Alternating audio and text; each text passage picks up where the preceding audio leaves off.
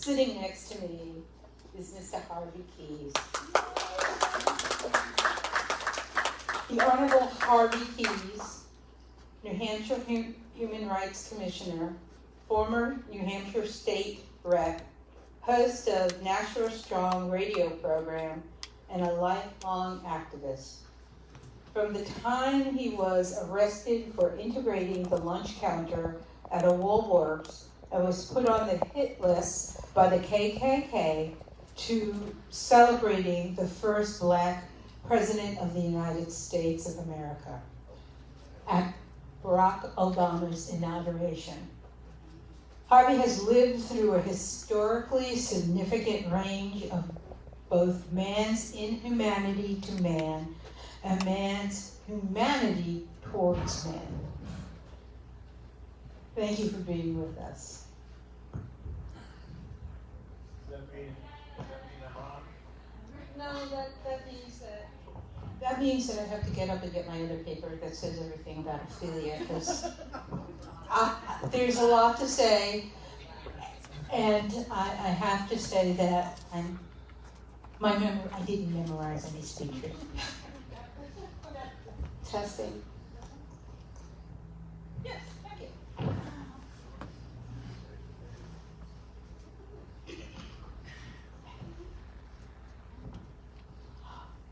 Olivia Burnett.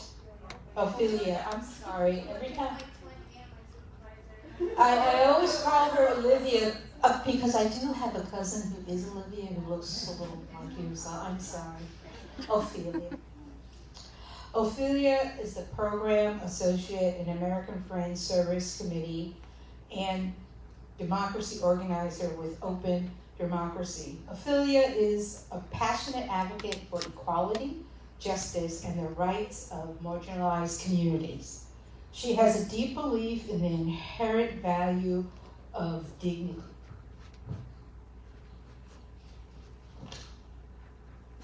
Of the individual, and has dedicated herself to creating a more inclusive and equitable society. By collaborating with organizations, activists, elected officials, and community leaders, she has been able to amplify the voices of marginalized individuals and the effect of positive change. Koya Jakalia, who we lovingly call Yaya, Grimes, is an emerging youth leader from Manchester. Yaya grew up in the system and has dealt with systemic racism from a very young age. These tough experiences have taught her to be strong, resilient, and compassionate. She hopes to use her lived experience to spread love and support other Black women and girls who are navigating challenging life experiences. Yaya is part of the AFSC New Hampshire Voter Engagement Leadership Team, working to engage new voters in Manchester and Concord who are young adults from historically marginalized community, particularly the BIPOC, immigrant, low-income, and formerly incarcerated, by focusing on issues that are important to them and the importance of voting as a tool for much-needed change. So, I am Barak Obama. I am the Disability Rights Center of New Hampshire Community Outreach Specialist. And my issue that will be working on is voting, and voting for all, and accessible voting.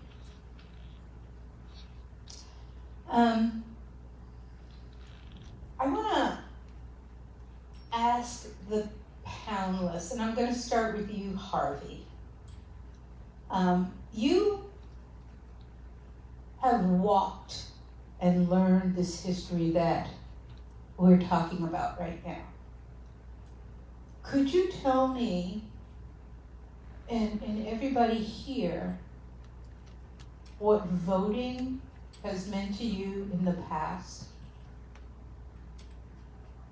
Is that a question? That is a question. Thank you very much. It's on. Testing. It's on. I'm on. Thank you so much. I'm going to answer that, but I got a call from a woman called Olivia Sink. There she is. I haven't heard from her for a while, and she said, would you be interested in doing something about democracy? Well, you know and I know that democracy is on a slippery slope in this country, in this state, in this city right now.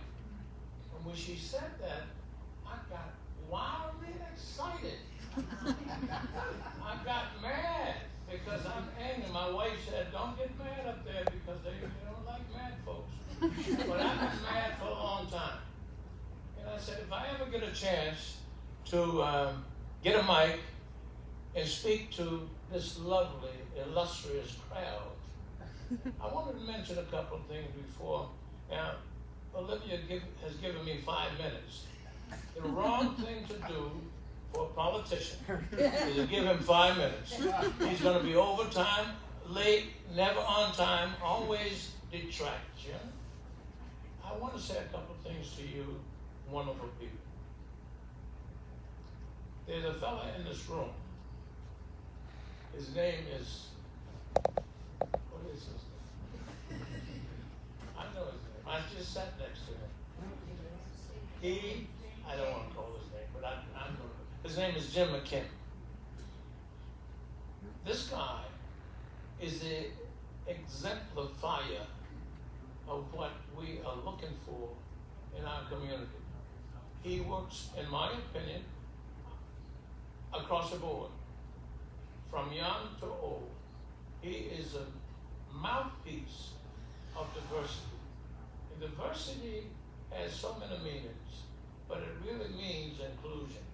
It means embracing differences. It means understanding differences. And Jim McKim is doing exactly that in the city of Manchester. Hopefully we can get some more people in the state of New Hampshire to do that. The other thing I wanted to say to you is this. We have an opportunity I know the lady's going to say, Harvey, you're speaking too long, but I'm not going to stop. Well, maybe I have to. These women up here are going to cut me off. At any rate, we must, in New Hampshire, take advantage of the opportunities and integrate our society. We have that opportunity there. And I'm going to leap into what I wanted to say to you. Before I say that, I had something on this thing I've got in my hand. It's not working. But what I want to say to you is this. The language that I'm going to use in talking about my past is not pretty. I'm asking you to accept this southern accent. I hope it's melodious for you, maybe. But accept the language that I'm using because that's what they used when I was in Birmingham, Alabama, born in Birmingham, Alabama. And I don't have to look at this thing and tell you. I'm sick and tired. I'm sick and tired. I'm sick and tired of disguising our humanity in this country, in this state, in this city, as lovely when it's white supremacy and evangelistic right-wing Christians. Hope you're not offended. If you are, that's too bad. We can check with Jim about that. We've got to understand what we're working with. We're working with white supremacy, not racism. Please look up the word and define racism for yourself, because there's a lot of people got different versions of racism. There ain't no different version of white supremacy or any supremacy. It's oppression and suppression. And if you take a look at this planet, 90% of the people on planet Earth is about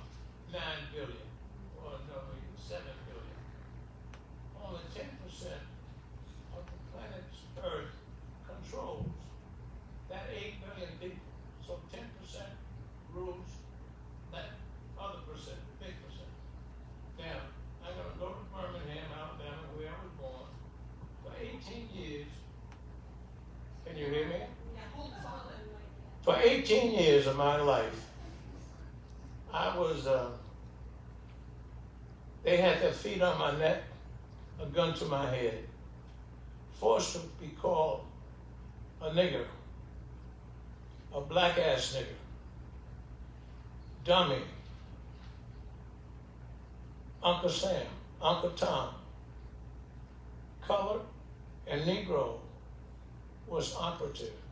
Black did not come into fashion until 1966, when Stokely Carmichael was marching to University of Mississippi to get a colored person admitted to the University of Mississippi. His name was, someone remembers his name, that lawyer. Meredith. That's right, Meredith. Trying to get him admitted. He stood on a stump and said, black is beautiful. And black became the byword in this country. Not that black was not historic, melodious, and beautiful. We had Madonnas who were black in the 15th century, before that, even so. But in Birmingham, I could not walk on the sidewalk with white folks. That's the language I'm using. I want you not apologetic. That's what we used at that time. If I saw a white man or a woman coming down the street, I had to get off the street and let them pass. If I was shopping in a grocery store and was in line to be checked out, I had to get out of line and let the white folks get in, check out first, and the excuse was they had something to do. As a colored man, a Negro man, if he looked at a white woman cross-eyed, he could be whipped, shot dead, or burned to death, and the charge was called reckless eyeballing. That still exists in Birmingham, Alabama today, in my opinion. It's the worst city to live in, so says statistics. And of course, Nashua is the best city to live in the country. So those are the kind of things we had to deal with in Birmingham. I was in the service for the Korean conflict. I got lucky. I got lucky to go to school. I got lucky to get out of my environment. I went to school. After school, went to Korean War. Stayed there 2 years, came back to Birmingham, and decided to vote. Went downtown to the county's courthouse and to register to vote. Took my discharge with my honorable discharge and my soldier outfit and said, I'm here. He said, what do you want, boy? Sounds familiar? And when I saw Bull Connor and George Wallace in that movie, I thought, am I back in Birmingham? In the movie we just saw. At any rate, he said, if you can count the number of beads in this jar, you can vote. Now, mind you, I'm 22 years old. I'm tough as this. I had a fist bigger than both of my fists, and I could have torn him apart. And I told him a few things that weren't nice. And he said to me, nigger, I'll shoot you, and nothing will be done about it. Well, I haven't been in the army and gone to Germany and what have you. I decided to walk away. That to tell me and everybody that I knew voted, niggers don't vote, colored folks cannot vote, Negroes can't vote. An incident I just want to tell you, on my street, I live on 29th Avenue and 21st Street, there was a small convenience store. And they sold convenient goods. All of my uncles, cousins, aunts, and what have you, shopped at the store. The owner of the store, Mr. Paul was his name, wouldn't allow any of my uncles, cousins, or any people of color into the store if he didn't take his hat off. If one of us, made by mistake, went into the store with a hat on Mr. Paul would come from behind the counter and slap the cat off his head and kick him and put him out of the store. That was before 1960. That was in the 1956 and 57s and what have you. Now, I know the lady to my right is looking at me and said, Harvey, your time is almost up. She looked at me and I see that over there. But let me just give you a little bit of what I got from that. With all of that, family values, which you have, I have, all of us do have, the church, this church, prayer, singing and praying, all of that, fighting, drinking alcohol, selling alcohol. We did that in our community. Because you squeeze the bottle too tight when it's closed, it'll come out some other place. So they suppressed us. They suppressed us. They screwed over us. They whipped us. But we found a way out. But with all of that, family values, my cousins, my uncles, my aunts, they loved me.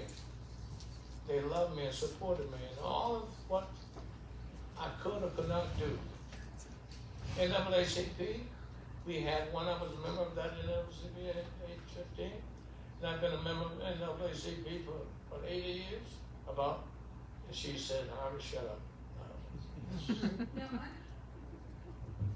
I'm thinking we can all sit here and listen to Harvey for a very long time. Yeah. Okay. But I do want to ask you a question, Harvey. Yeah. You have told us all those experiences, but could you just share a little bit of how you had the courage to do the work that you ended up doing? I know that you walked with Martin Luther King, but you were not at Selma, but there are other events. So could you just share a little bit of that with us? I met Martin Luther King when I was in school at Atlanta University, and I needed some money, so I worked at this colored travel agency called Henderson Travel Agency. And Martin Luther King and several other people came over to purchase a ticket. I made out the ticket. Mrs. Henderson signed the ticket. They went to India to meet Gandhi. I didn't know Martin Luther King. Another time I was in Birmingham, 63, drinking some beers, and at A.G. Gasson Motel, where no other place in the city of Birmingham colored folks could sleep. Martin Luther King, Bevins, Shuttleworth, and several other people were in the hotel planning for the march. I think Bevins was with them. And then a bomb came through the wall. Of course, I was carrying a gun like I was a hood. I was a street fighter. I was a thug because I grew up as a thug. I had to be a thug. But we were going to shoot anybody who was white. And Martin Luther King and Shuttleworth and whoever else was there, they said, hey, don't do that. And we stayed there for some number of hours, and they chatted with us. I put the gun away and never picked it up again. The other time I was in Birmingham, which is my hometown, and Martin Luther King when he wrote the letter from the jail at that time, when 5,000 young people marched against the no jobs, no employment, dehumanizing, ugliness, the hate that sees you through. You could feel it burning. And I wondered at one time, why was I born?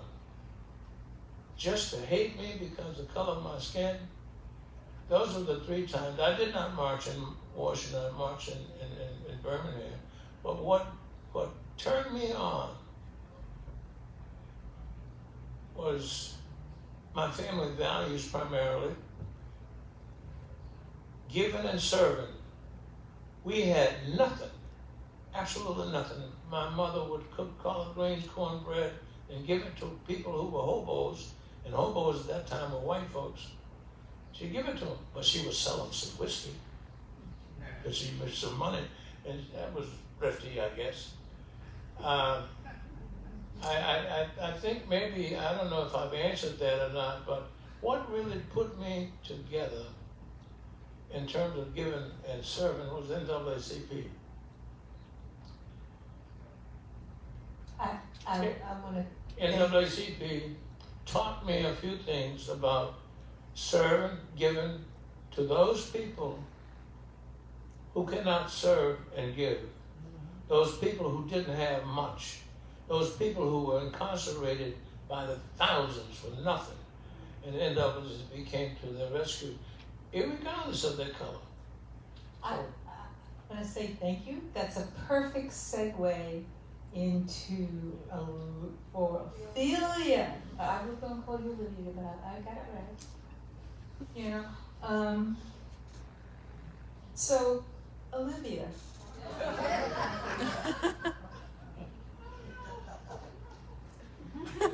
Ophelia. What is New Hampshire's Selma? What is the work that you're doing? Thank you, Deb, and Harvey, thank you so much for speaking about your experience in the past, and so now just bringing us to the future. I have to write things down because if not, I'll tend to forget, and then I'll just keep on going and forgetting the whole point of what I was speaking about. But my name is Ophelia Burnett, and I am the Program Associate with American Friends Service Committee, and I'm also the Democracy Organizer with Open Democracy. So as we reflect on the historic events of Selma and the Civil Rights Movement, we are reminded of the profound impact that individuals can have when they come together to fight for justice and equality. To be honest, I had no clue about a Selma March until we did the Selma event last year. So for present time, having this event brings awareness and the recognition of what Selma was and what it symbolizes. Selma serves as a powerful symbol of the struggle for civil rights and equal treatment under the law. It reminds us of the courage and determination of those who fought for the right to vote, the right to be heard, and the right to be treated with the dignity and respect. It is a reminder that the fight for justice is ongoing and there are still battles and barriers to be fought, particularly for those that are formerly incarcerated. When individuals are released from incarceration, they face numerous challenges in their journey to reintegrate into society. They often encounter barriers that prevent them from accessing housing, employment, education, and even the right to vote in some states. These barriers perpetuate a cycle of marginalization, making it difficult for individuals to rebuild their lives and contribute positively to their communities. We must recognize that the right of formerly incarcerated individuals are human rights. They are entitled to the same opportunities and protections as any other member of our community. One thing I've noticed that's been a barrier for formerly incarcerated individuals is awareness and education.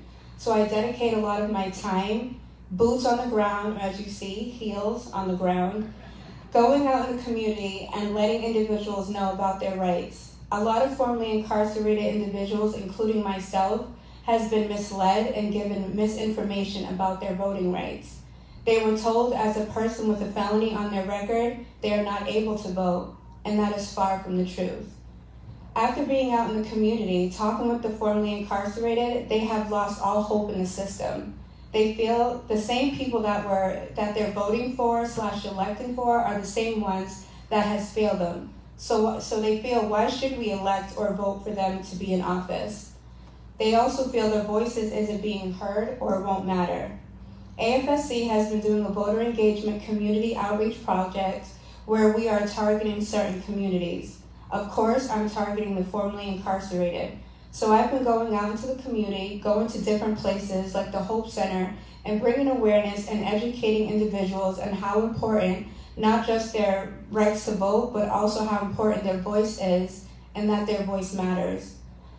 Another thing is to take note of, just a few days ago, Senator Raphael Warnock and other leaders reintroduced the Priority Democracy legislation, the John R. Lewis Voting Rights Advancement Act, which would restore and expand the Voting Rights Act, essentially establishing voting rights of 1965, which is what we're all here for Bloody Sunday, which it represents to make sure that no one is discriminating for casting their votes, and to make sure to check in with every polling place that they're following rules of the law. So for the present, really bringing awareness and educating our community is so important that they now know their rights, that this stuff is not being taught. This stuff is not being taught in schools. Also being aware of what we have sacrificed in the past so we don't repeat history. We can't move forward without knowing where we came from in order to be able to fight for justice and equality in the future.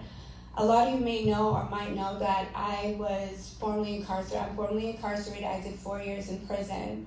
And upon coming home, I started working with AFSC, and we started doing this voter engagement project. And I've been going out into the community, and myself was told that we were not able to vote. I had a couple individuals tell me that their parole officer and probation officer actually told them that they're not able to vote.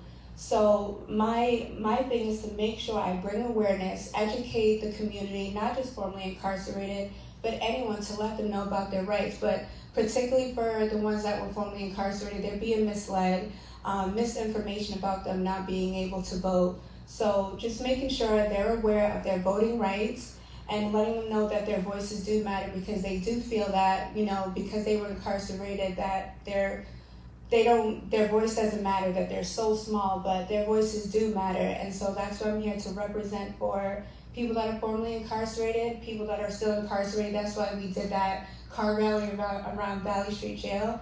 And so that is what we're doing in the present, just to advocate, educate, and just move forward.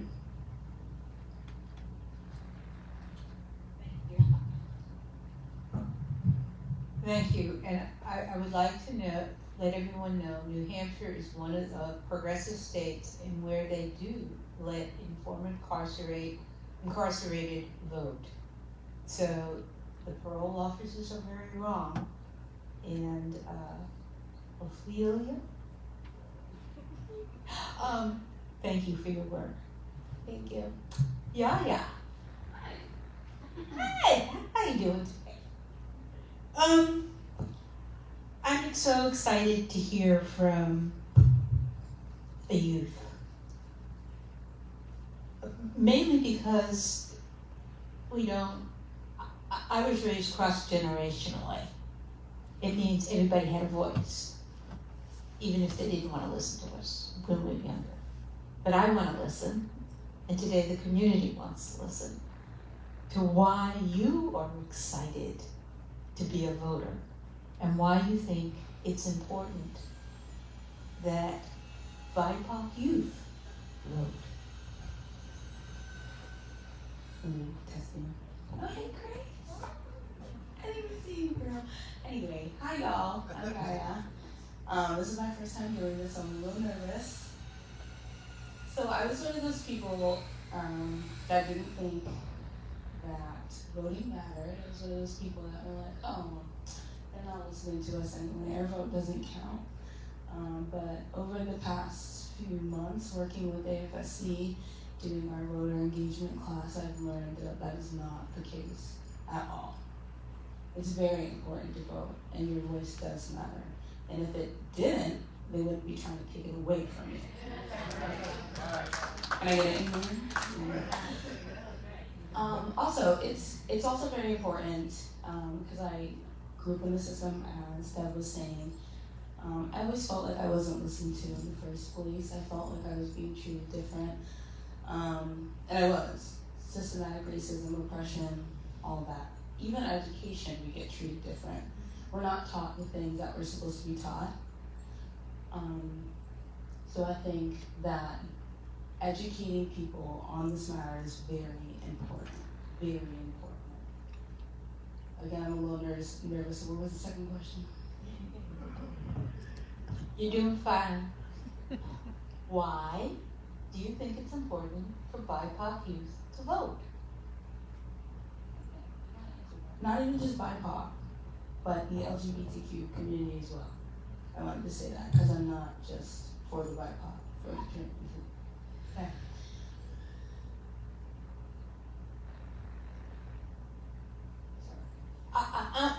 Let me help you out a little bit and ask you another question, okay? We're the future. Yeah, That's why. it. We are the future. We are the future. Okay? We are the future. She just told me that. I thought about that. We are the future. No, but seriously, we are going to be what people are looking at. So we need to set the example. We need to put our foot down, put our feet down, and make these, now I'm getting flustered. We are going to be the people that prove to people, show people why it matters, and the change. And if one person doesn't start, it's never gonna happen. One vote is better than no vote. And if we can get more people to do it, then we're all going to start to do it. We're gonna all be motivated. One little change will motivate you more than nothing. So I think that when we start to take those steps, people will follow. And that's why it's important. I think that is a wonderful answer, because what I see you doing is standing on the shoulders of your ancestors and continuing the work. You know, there's always a continuation, and I love to hear about that continuation. But here's a little thing that we can talk about today, and I'm going to ask you. What courage are you doing or having to continue the work?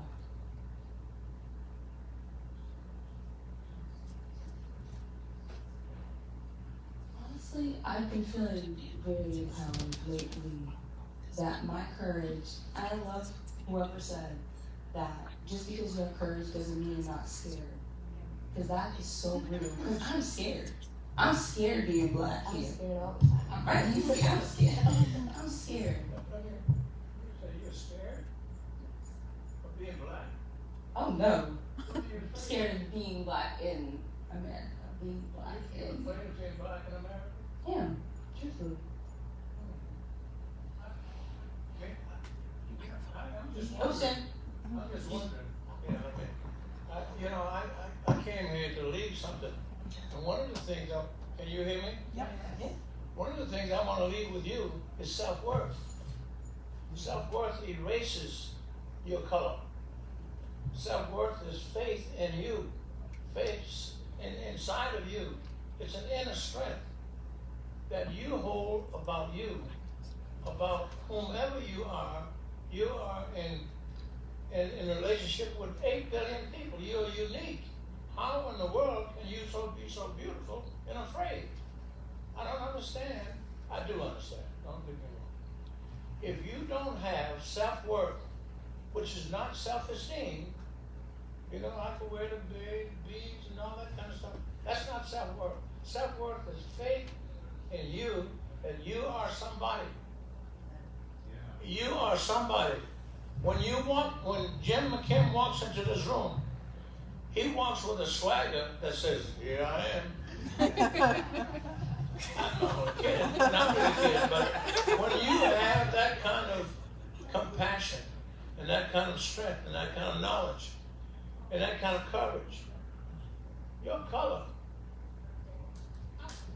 doesn't even count. I'm going to take the color off of everybody in this room right now. And what would I see? A rack of bones. I'm going to say, thank you, Harvey. I'm going to say something that I grew up with. Okay. We all have different cultures. Okay. We all have different thoughts. Never, ever be ashamed that your thoughts are different than your neighbors. Why? Because we are community. And that's what we're showing today. Can I just add something to that? When I said that I was scared, I was saying that I'm scared to be courageous sometimes because, you know, you have to get in front of like a group of people like this. Like right now, my arms are like sweating, I'm sweating. So that's when I say that I'm scared, is to get up here. But sometimes you have to be able to overcome that fear and overcome being scared, because like you were saying, that it takes one person to go out and set an example so that others can, you know, follow behind. Or so if you don't overcome that fear, or if you don't be courageous no matter how scared you are, then you won't be able to set that example. So when I said I was scared, it's just doing things like this. But I know that even if I just touch one person or two people, I know that I'm making some type of a difference. That is so courageous. I'll give you another tidbit my grandmother told me. Faint later. Yep, do it and faint later. Sit down and say, oh my God, did I just do that? But if you had self-worth, you wouldn't have to think. You wouldn't have to even bother. You know what, In my opinion. Harvey? Yeah. I hear you. I hear what you're saying and you're telling me. But you know what? I am a fainter. You know, faint later. If we have any questions, Okay. comments, or anything in that. How about with the community?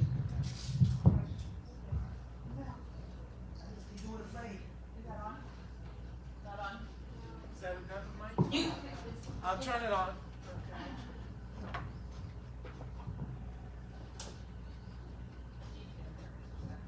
So I would like to hear more from Yaya about that, because what I think you were saying about being afraid of being black in America is that there is a lot of violence out there. I'm curious what you've seen here in Manchester, but you strike me as somebody who has self-worth, that understands your worth, but it doesn't stop the reality out there that somebody with self-worth can be stopped and hurt. Yes.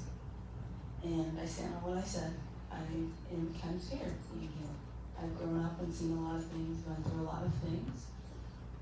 For an example, I have a teacher who took advantage of me before. It's one example. You know, I've seen a lot. I've been mistreated by the police. Ooh. It is scary to me. And again, I stand on what I said by that. You know, the system, moving from home to home, it's a lot. And again, I don't get treated. You don't necessarily get treated right. You don't get educated right. There wasn't always resources. I didn't think I was gonna cry. I'm sorry, y'all. But yes, I've seen a lot of violence too. I've seen, for example, my mom be beaten by people you think are here to protect you. So meaning like the police, or like, you know, the YDC people. They don't help when they're supposed to. Yeah, that's my answer. I'm sorry. that's the best I can give. But yeah, I stand on what I said. And although I do have self-worth, I love myself, I know who I am, I'm proud of who I am, I'm still scared to be who I am in this country because of the way that we are treated. I respect that. Let me just say this. If you have self-worth up to 100%, you feel no less than any other human being on the face of the earth, and no better, in my opinion. Now, a lot in between that goes, but that's the way I think. We should start thinking as human beings, as equal to, not better than, not less than, any other human being on the face of the earth. thank you, Harvey. We got James. I see you, James, sort of. I know. Go. So, well, thank you, Harvey, for all of the accolades you placed upon me. It's a challenging burden to bear. Having someone as esteemed as you point me out, little old me. But the point I wanted to make, or what I wanted to offer for us to think about, is what is fear? And from what I've observed and what I've experienced, the fear comes from lack of trust. we, people of color, don't necessarily trust authorities. And the movie pointed out why we don't necessarily trust authorities.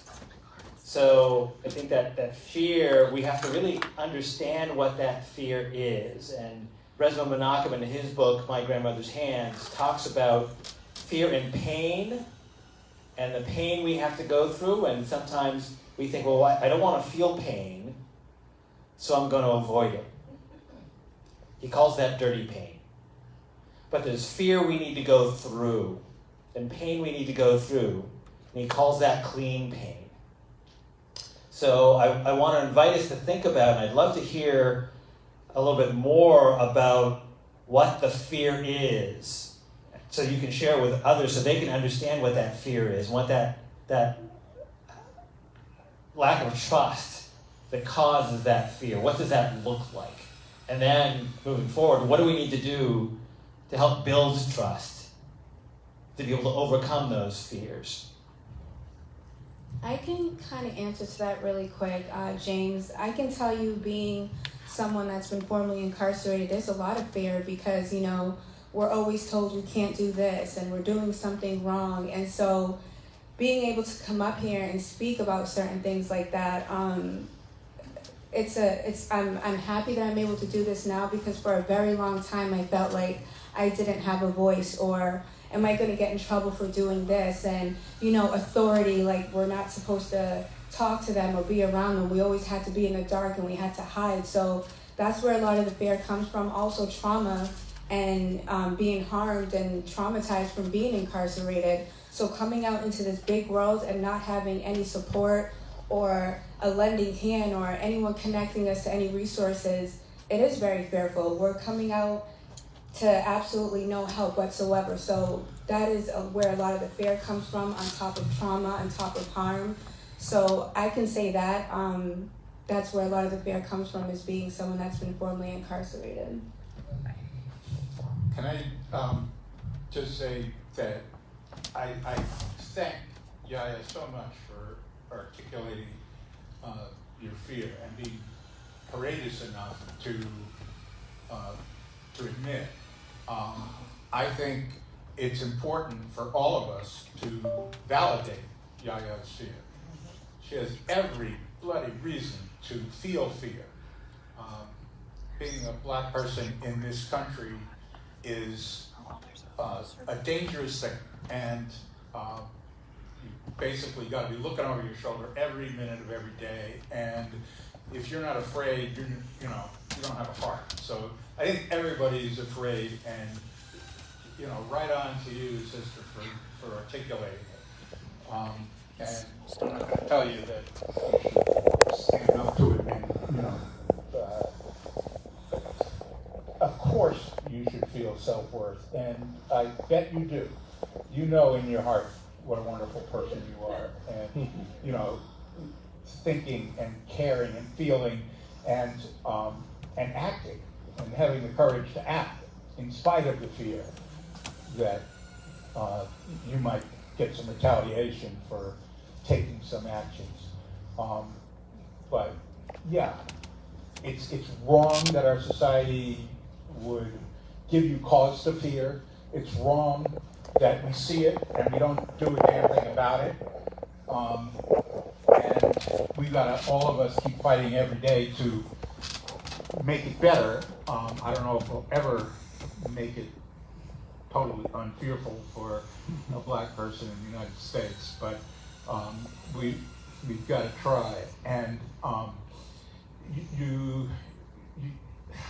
I think it was Deb who said it at the beginning that all of us will feel fear, but in spite of the fear, look at those folks. If you were at the bridge, in Pettus Bridge, and see these thugs coming at you, these racist thugs coming at you, if you didn't feel fear, you were crazy, right? I mean, John Lewis, no doubt, felt fear, but he did it anyway, and God bless him for it, and God bless you for doing what you're doing in the face of your fear. So forward, let's just support each other and say, you know, all of us are with you, our hearts are with you, the community is with you, and we'll stand with you. We won't let them get you down, okay? Let me say something. May I say this quickly? It is rigged in your disfavor. It is designed at the top, at the beginning of this country. It is designed to get you at the bottom. Anybody who's not Caucasian in this country, beginning with America and on down to the 400 years or whatever you call it, designed to keep you in a position of fear. It is not a let-up. It's not an accident. The police department was designed to catch slaves. Okay? And they catch them now, and they steal some of that grandson and great-grandson and great whoever else. They still had that mentality. But if you're not one of the supremacists, white supremacists primarily, and right-wing evangelistic Christians who are preaching Jesus Christ on the Bible of Dr. Kimberly on Sunday morning selling it, Jesus Christ is white, blue-eyed, and straight-haired. Now, if you don't believe this is rigged, there's something wrong with us. So it is designed to keep you in a place and get rid of you, except in a position of servitude and second-class citizens.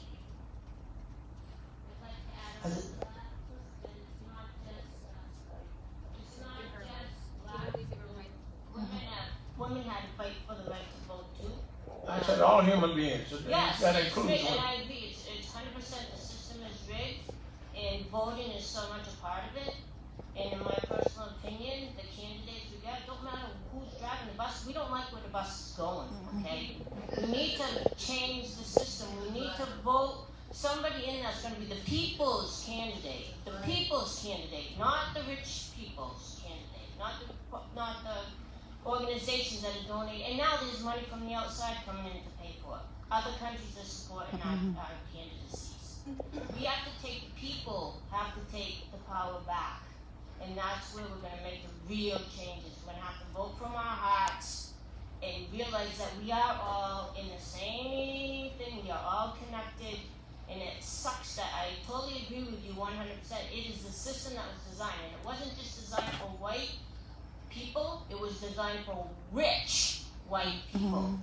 The poor white people didn't have, they had a little bit more rights than certainly the blacks, but they were still discriminated against. They were still, and women, forget it, we had to fight long and hard for the right for women to vote. Thank you so much. So it's a constant battle of, we are all in this together.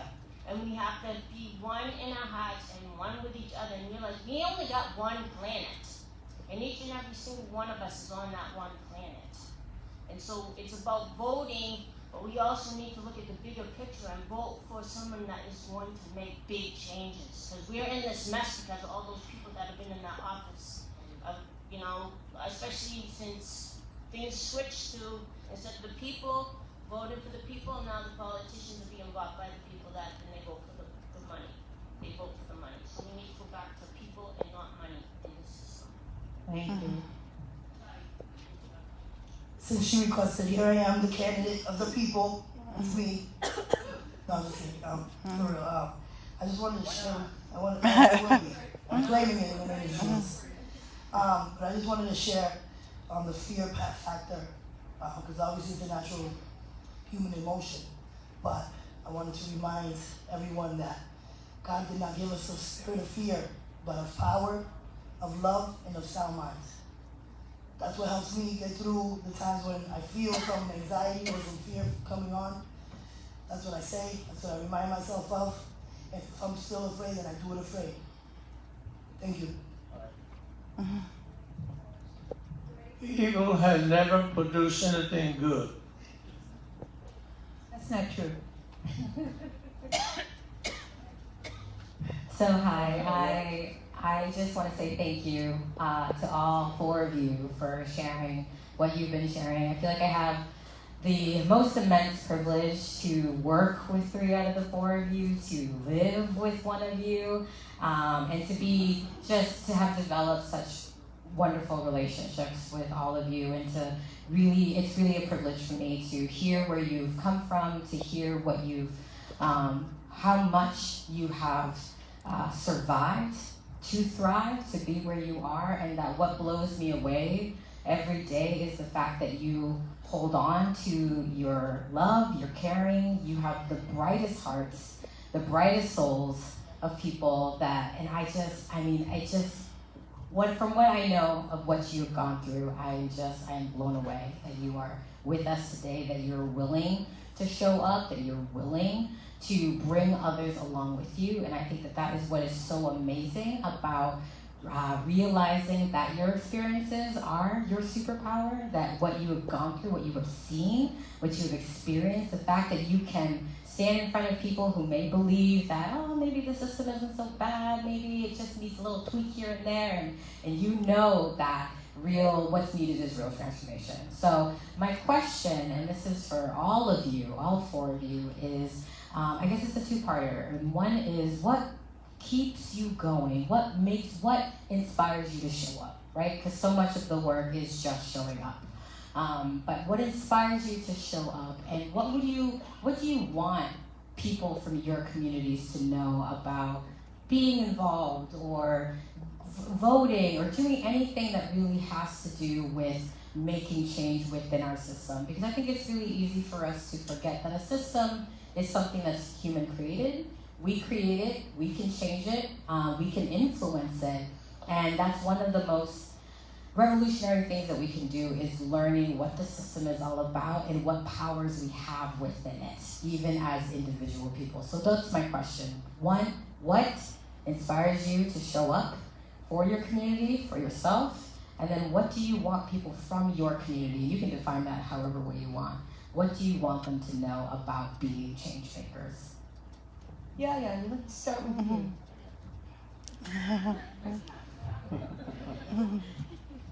Yeah. Thank you, Grace. It's an honor to live with you too. I love you. What makes me show up is that I have hope. And I want to give hope to people. This is what I want my community to know about being a change maker. I want to also give them hope. People that look like me, that have been through things like me, I want them to know that there's hope. I want them to keep the faith that one day we will all be equal. There's no equality without equity. We need more equity to get equality. So I guess literally, it's because I have hope. I never gave up hope, regardless. That's my answer. Oh, yeah. Okay, thank you. So what drives and motivates me? Yes, I am speaking on behalf of, currently and formerly incarcerated individuals. I have been incarcerated myself. So what drives me is that I want to be the change that I want to see in my community. And just being in the community, making change, working with, different organizations like Grace, thank you. I adore you so much. I love working with you.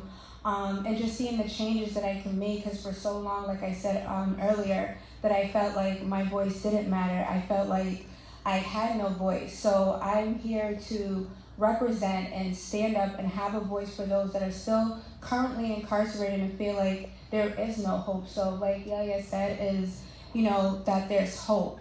And just really being what I would like to see in my community. Yes, there is some fear, but I push through it, I get through it, and I'm being that example to show them, like, you do matter, and I'm showing and improving that every day. Just being here today speaking, no matter how nervous and fearful I am.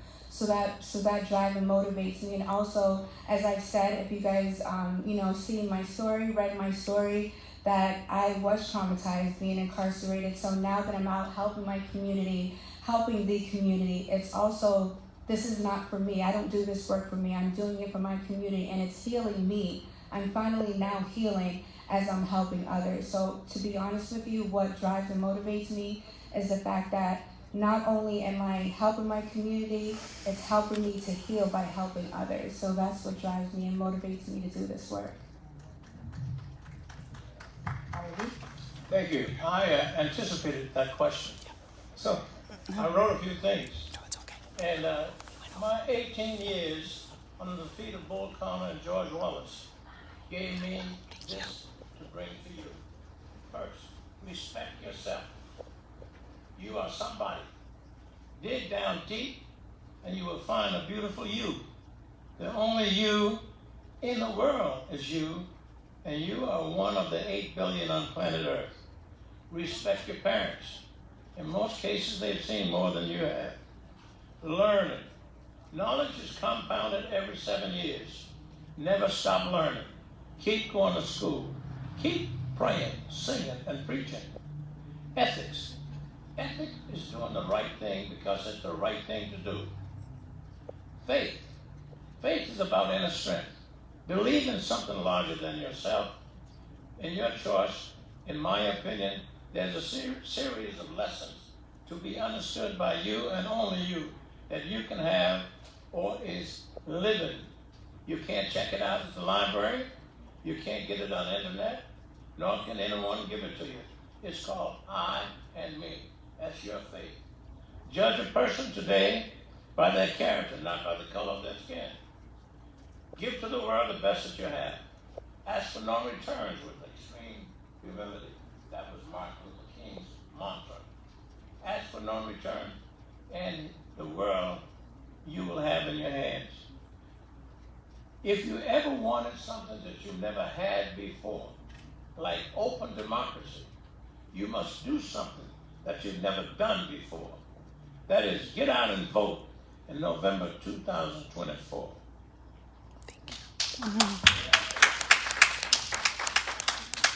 Some of you know that I have children who experiences different types of disabilities.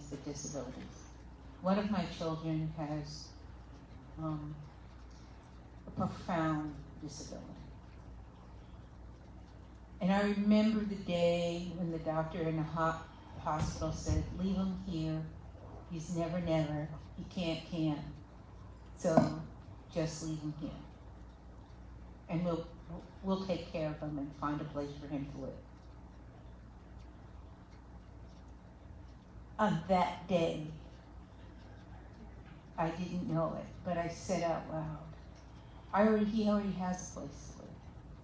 It's his home. And I'm the captain of the boat. And if you can't row with me, get off. Fast forward to when I really could start doing the advocacy work.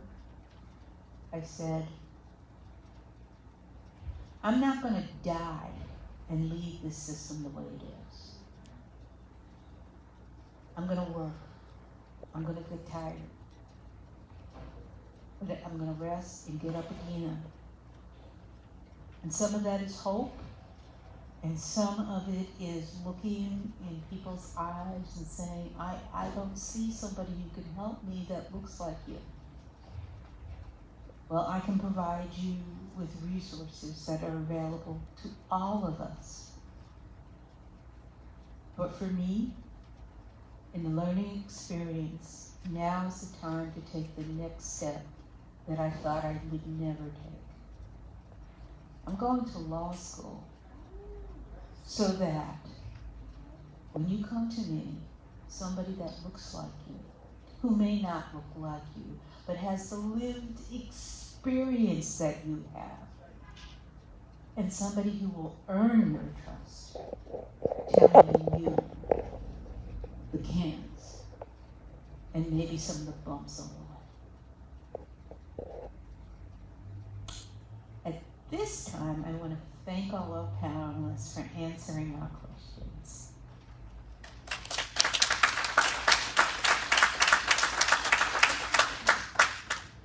And I want to bring up Grace Kenducky, who is going to lead us into some actions that we can take. Oh,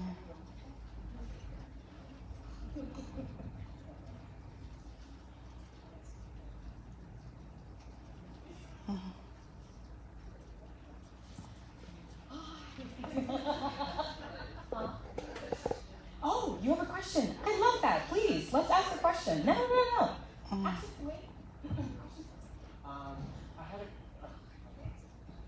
I had a question for all our panelists here. Thank you so much for speaking on your experiences, especially your experiences. Thank you. Everything you guys have to offer for advice and understanding, especially when it comes to minorities and, the resonating with me, the queer community being able to vote in elections and what it means for us to vote. I've had a lot of mixed feelings, especially with this upcoming election, and I just wrote out a quick question I wanted to pose to you guys. As someone who identifies as queer and acknowledges the privilege of being white and conforming to societal norms, I'm deeply troubled by the systemic discrimination embedded within the current institutions. This concern was echoed in a podcast I was listening to recently called A Murder in Boston on the murder of Carol Stewart by her husband Charles Stewart that was unfairly pinned on a black man, which highlighted the transformation of Boston's project from a place of racial segregation to one dominated by financial interests. The phrase money interests has replaced racism, and it's hard to tell which is worse, particularly resonated with me. Given the historical context where issues from civil rights movement in places like Selma still persist, I'm compelled to question the effectiveness of participating in a political system that often presents us with choices that seem to perpetuate these inequalities. In a scenario where our choices in a presidential election often feels like picking between two genocidal candidates, how should we approach voting and civic engagement? Is it not time to consider dismantling and rebuilding the system to eradicate such deep-rooted discrimination? And I really would love your guys' perspective on that.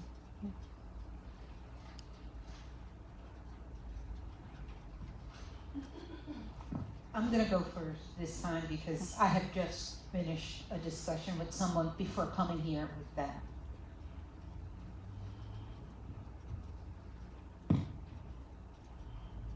We have been in a marathon for a very long time. Okay. And we forget sometimes, by not looking back, what we have accomplished. Sometimes we focus on what didn't happen. But I would tell you that the reason voting has become more important, even when it feels like you're voting for a lesser evil. I don't think of it as a lesser evil. I think it as, who can I work with? Because even the most perfect person that you put into office will do something that drives you crazy. Okay? We need to be able to walk in that door and say, no, not today. So that means, who is the best person to put in for democracy? That's what it means at this election for me. And we have to understand when we're doing that, what is democracy? What has happened to get us to this point? And yes, money should come out of politics. And yes, there's things that have to be corrected and reassembled. But who's going to hear your voice if you stay silent?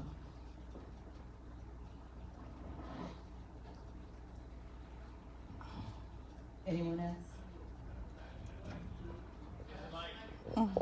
Would you clarify in a sentence your question? Because I forgot it already.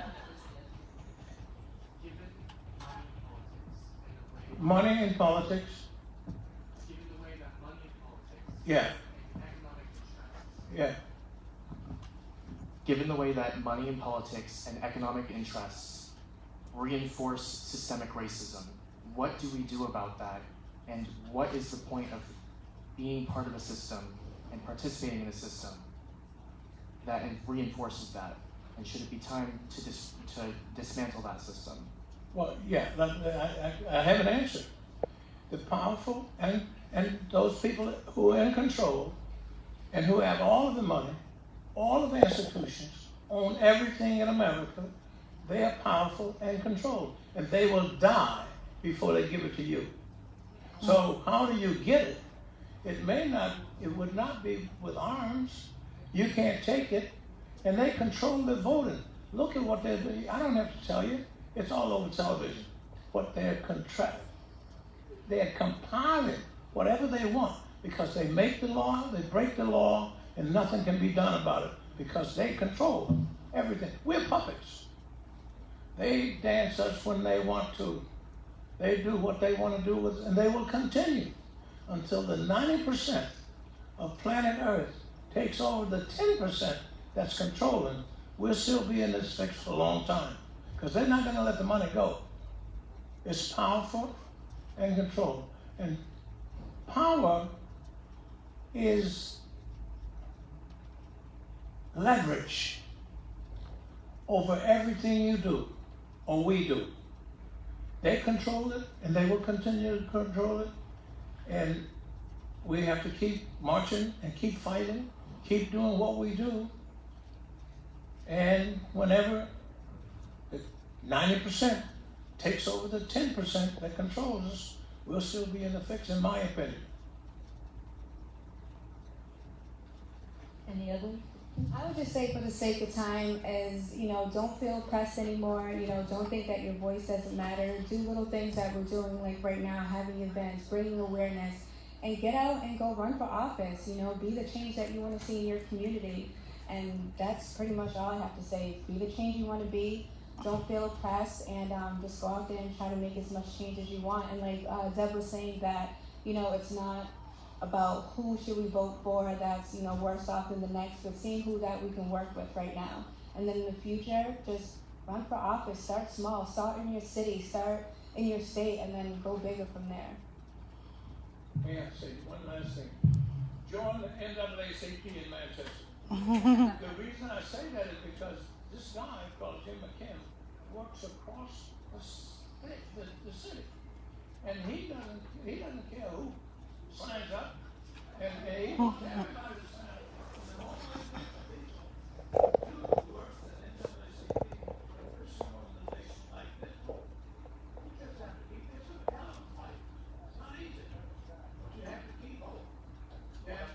You have to keep hope. And hope is to faith, like oxygen is to the lungs. If you don't keep fighting, if you don't keep breathing, you will not live. The oxygen that we get from hope, like this lady, these people here, especially the young people here, the future of our country, the future of our country, get involved. This is a participatory government, country. If you don't participate, don't look for nothing. And I asked the question, there's a woman who's Craig, she's running for governor. And I attended an event with her just recently. And then I wonder how many of us in this room have jobs at City Hall. Now you may say, well, I don't want to work at City Hall. But one thing about City Hall, they don't lay off. They have a salary, they have a pension, and they keep going. And I noticed the ward people now are overlooking that. We don't have people who are participating at the ward level, at the, I can't remember all of the positions, but there are a huge number of jobs. And we're complaining about unemployment. We should, because it's rigged. Thank you. Yeah. Do you have anything to add? Besides me needing to use the bathroom really bad. Okay. All right. That leads us into... Wait.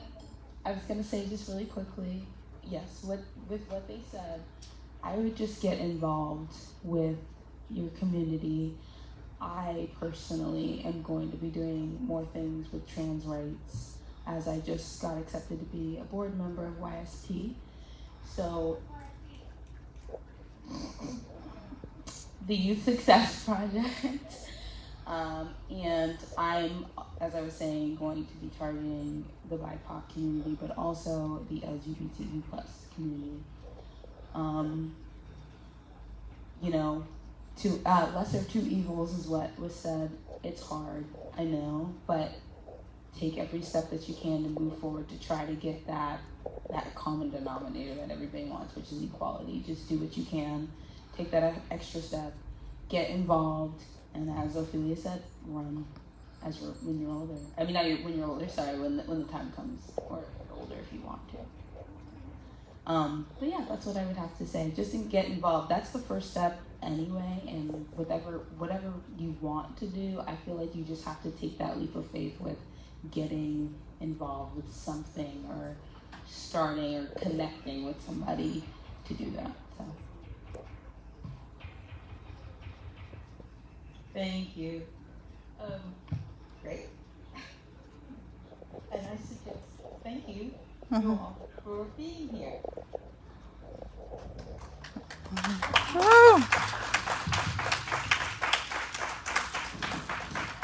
So I know our time is done, and I want to say thank you very much to the panelists for taking the time, for sharing your stories, for really just putting yourself out there so that we can learn from you and what you've been through. And thank you all for showing up on a Sunday afternoon when I'm sure there are so many other things you could be doing and others you could be spending time with. Many thanks to House of Praise, to Pastor Mark, to Minister Carol, to the community here for hosting us again for the second year in a row in their new location. So thank you all. And I just want to leave you with just a couple of things to remind yourself of and to bring to your loved ones and people in your home or in your community. And the first thing is, please put the dates of the upcoming elections in your calendar. If you don't already have them, please, everybody pull out your phone, your calendar, put out a notebook, whatever you use, and put down September 10th, which is the primary, the state primary in New Hampshire. That's where we will choose which candidates will be running for governor, for instance, out of the big pool that we currently have. So please put September 10th as the state primary. That is the next upcoming election. We want to make sure that you have that in your calendar. If you live in a small town, so none of the big cities, Manchester, Nashua, Concord, I think it's town meeting day. Yep. When is that? March 12th. March 12th. Town meeting day. Thank you, Olivia. Town meeting day is happening March 12th. So if you live in any of the smaller towns, or you know friends or have loved ones in any of the smaller towns in New Hampshire, that's where they'll be having an election and be choosing either specific statutes that they're going to be changing or certain seats that will be up. So please make sure that they mark their calendars, but be sure to mark your calendars for September 10th for the primary election, the state primary, and then of course the general election is November 5th. So please, please, please, please mark that in your calendar. And we ask, one of the things that we're trying to do with AFSC is bring along new folks every time that we go out to vote, because voting is a collective act. We may be in those booths by ourselves, but it is an action that we are taking together. And we need to remember that voting is a community action. It's a collective act. And the more that we encourage each other, remind each other, maybe drag each other out of our beds before the polls close, the better off we'll be, because so often much of what we do in this community feels very isolating. Much of what we do in the society is very individualistic, but voting is not an individual act. It is a collective action. So let's collectively do that together. And then finally, I want to really make sure that people know this. So whether you yourself need it or your friend or a loved one needs it, there are accessible voting machines available at the polls. And it is called a one-for-all machine. A lot of times, voting staff, poll staff will not tell you that it is available, but if you need it, anyone. Right. Sorry, feedback. So everybody can use it. So if you would like to use it or you need to use it, please be sure to ask your poll staff for the One for All machine, and they will get it to you. So again, thank you all for taking the time. I think we're done, Ken. What is it? Okay.